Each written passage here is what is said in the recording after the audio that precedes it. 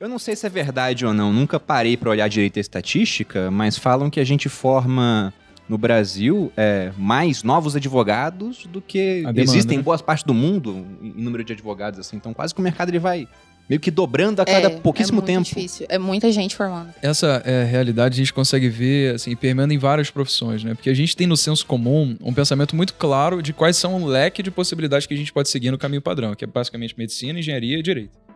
Pelo menos foi comigo. Não, são as 3 básicas, né? Você pensa assim. Minha mãe falava, não, filho, você pode fazer o que eu quiser com tanto sem engenharia, medicina e direito. Entendeu? Tipo, e tem que fazer a faculdade. Na nossa, eu não sei, a geração de vocês é uma abaixo do que a nossa. Você sabe, acho que faculdade é até uma coisa bem legal de fazer pra você entrar.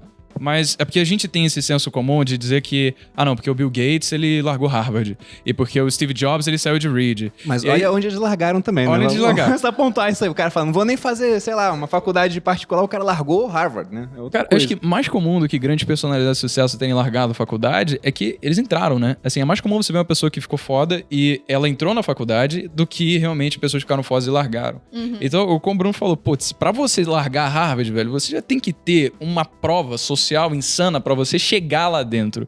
Então, pode ser que isso já te deixe à frente das outras pessoas e te garanta que, com base na sua própria competência, você, fora do mercado, vai conseguir fazer as coisas acontecerem por si só. Mas, voltando nessa coisa da medicina, engenharia e direito, a gente tem esse pensamento, né, que a gente tem que seguir esse caminho, que é o único caminho que a gente é ensinado a seguir. Tirar boas notas na escola, pular de ano, depois entrar numa boa faculdade depois de fazer o Enem, isso se a gente passar de primeira. Entrar pra faculdade, depois passar de como é que é? Período, né?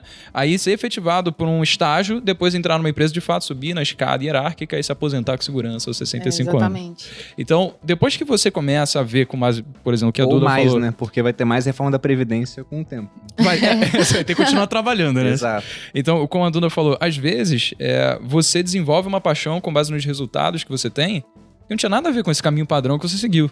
Porque, você queria fazer direito. Você foi ensinada que você tinha que escolher uma única coisa pela qual você ia perseguir e alcançar pro resto da vida, né? Pelos próximos, sei lá, você entrou na faculdade com o quê? 18 anos? 19? Sim. Então, pelos próximos 47 anos da sua vida, você ia ficar fazendo aquilo lá. Só que o ser humano muda, né? A gente tem muito gosto, muita paixão, assim. Bruno gosta de... Você foi assim, Breno? Você entrou na faculdade e terminou? Eu comecei a fazer medicina, aí fiquei 6 meses, fiquei menos depois foi pra direito e depois pra engenharia. Era o leque que eu tinha ali. Não, direito eu não cheguei a entrar, não. Mas quando eu era criança, meu sonho, né, que obviamente não era meu, era um sonho de outras pessoas, era ser juiz de direito. Né? Depois que eu fui entender o que o juiz de direito faz, eu falei, não quero nunca esse tipo de coisa, com todo respeito, né? Mas isso aconteceu quando eu vivi na prática a medicina. Eu comecei a entrar em contato com comunidades carentes lá do Rio de Janeiro.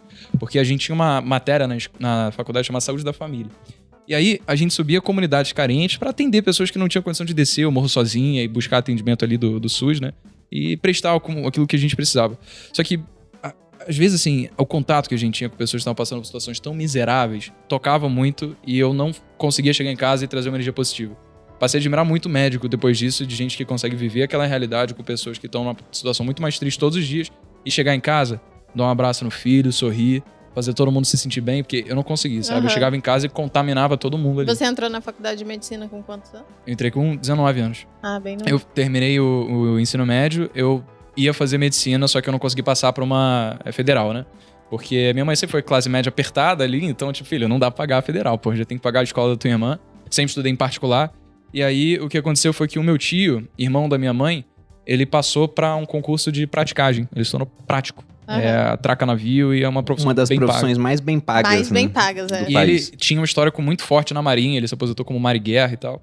E aí, quando ele passou nesse concurso, ele falou, Brenão, é o seguinte, cara, eu quero que você tenha sucesso na vida, cara. Você, caso você não passe de novo pra federal, o que eu não passei, vai pra uma particular, passa na particular e eu pago pra você o curso.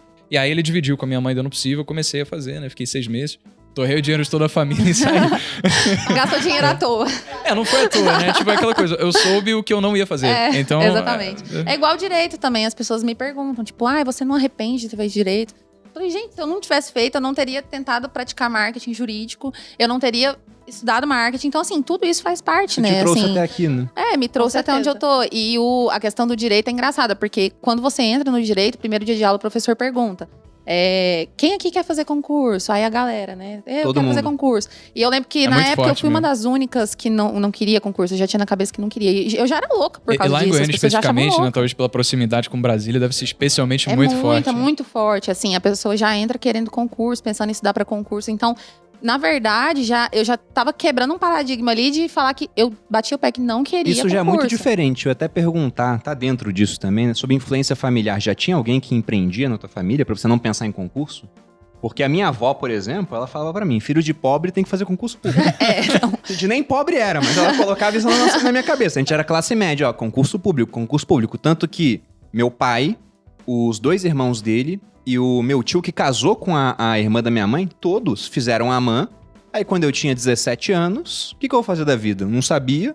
Pensei em direito, aí depois eu vi que teria sido uma péssima escolha, porque eu odeio essa parte assim de lei, né? Como é que é feito o processo, acho tudo muito chato. E pensava em educação física. Mas aí todo mundo falava, nunca vai ganhar dinheiro com educação física. E na época não ia mesmo. Olha o Norton aí, tá ligado? Pois é, tipo, quebrando paradigmas aí. Só que, diante daquilo, eu falei, bom, não sei o que eu vou fazer na minha vida, tem um concurso que vai acontecer agora, daqui a 1 ano. Vou tentar o concurso. Tentei a primeira vez, não passei, fiquei em redação. Aí na segunda eu estudei pra passar especificamente, estudei muito. Aí que eu descobri que eu era inteligente, porque eu fiquei tanto tempo só estudando pra tirar 5 que eu achei que eu era burro. Tanto que no primeiro simulado do cursinho que eu fiz, eu fiquei em primeiro no simulado.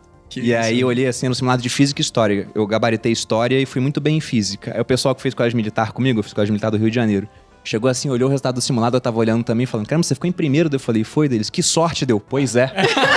Eu concordei com o comentário deles, né? Olha só. Cara, pelo que eu tô vendo aqui, todo mundo passou por uma faculdade, chegou um momento assim de impasse decisório na vida. Você não e foi à acabou faculdade, trocando completamente o rumo. Isso aconteceu também comigo. Você foi à faculdade? Foi, eu passei pra faculdade, na verdade, há 2 anos atrás, 2 anos e meio atrás. Quantos anos você tem? Eu tava estudando para o Enem. Isso que eu ia apontar, a Ana é a mais nova aqui. Quantos anos você tem? Eu tenho 20 anos. Ela tem 20 Eu ia anos. falar, o nosso momento de inflexão foi pós-faculdade, o da Ana foi pós-jardim de infância. Chegando ali no CA, falando... Não, vamos deixar bem claro que eu, por exemplo, eu só entendi o que eu ia fazer da minha vida. Vamos deixar as pessoas mais felizes agora. Depois dos 27 anos. Então, é bom pontuar isso, né? Bom pontuar. Não fique triste se você tem... eu acho que eu só fui também, de fato, progredir na minha carreira, que hoje é digital, depois dos 28. Cara, e sabe o que acontece? É porque as pessoas veem o quadro, tipo, das Jovens Milionários, a Ana até participou, e meio que... existem 2 tipos de pessoas que veem isso. Uma que se sente inspirada e fala, caralho, velho, pode ser eu, isso aqui. Eu tenho que ser E a outra que fala, fudeu, não dá mais, velho. Já era. Aí a pessoa tem, tipo, 25 anos, vem a menina com 20 e fala, eu não consigo, sabe? Tipo, cara... Então, existe essa pressão, mas acho que, cara, é basicamente assim, a gente precisa entender que as circunstâncias mudam pra todas as pessoas, sabe? Pô, eu tive muito privilégio na minha vida de saber que quando eu tranquei a faculdade, eu ia poder ficar trabalhando naquilo que eu sabia que no futuro ia dar certo. Eu não ia deixar de ter cama onde dormir, comida na minha mesa no dia seguinte, eu ia ter teto sobre o qual morar. Então, você tinha a chance de errar, né? Exatamente, cara. E minha mãe não me expulsar de casa, por mais que ela não concordasse em eu estar fazendo YouTube. Imagina o seu tio que tava pagando do bolso dele, aí de repente você fala, mano, depois de 6 meses... Sabe o que aconteceu? Ele me falou, pro YouTube. Ele me ligou, velho. Ele me ligou, porque minha mãe ligou pra ele chorando. É óbvio que ele te ligou. É óbvio, né? Cadê meu dinheiro, rapaz? Obviamente ele não falou isso, né? O que aconteceu foi... Ele pediu equity do Jovens de Negócios. Nossa, né? Quem dera. Pô, se fosse isso, seria uma boa conversa, né? Ele me ligou, falou, então, Breno, a tua mãe me ligou chorando agora. E é o seguinte, isso que você tá fazendo, cara, não vai dar certo. Aí eu só ouvindo, né? Aí eu, tá bom. Aí ele falou, ninguém nunca vai ver autoridade em um moleque de 21 anos de idade que não tem diploma. Você vai ser percebido como um curioso aos olhos de quem vê. E você nunca vai conseguir crescer assim. E eu vou te falar que, estatisticamente, ele estava... tá certo. Completamente certo, pô. Porque aqui a gente tá contando a história dos vencedores, né? Uhum. É aquilo que você falou. O cara tá lá em casa, pessoas que se sentem uns merda, né? Porque todo mundo ficou rico muito cedo aqui. E tem o jovem de 17 anos que tá assistindo a gente, que vai ouvir a Ana falando que, pô, com 20 tá milionária já. E eu falar, caramba, é isso. Até o de 30, então pô, não vou fazer. Ou de 30. Então não vou seguir esse caminho aqui, mas enquanto a gente tem história de sucesso, tem milhares de histórias de fracasso, de pessoas que tentaram mesmo e não conseguiram. Sim, Ana.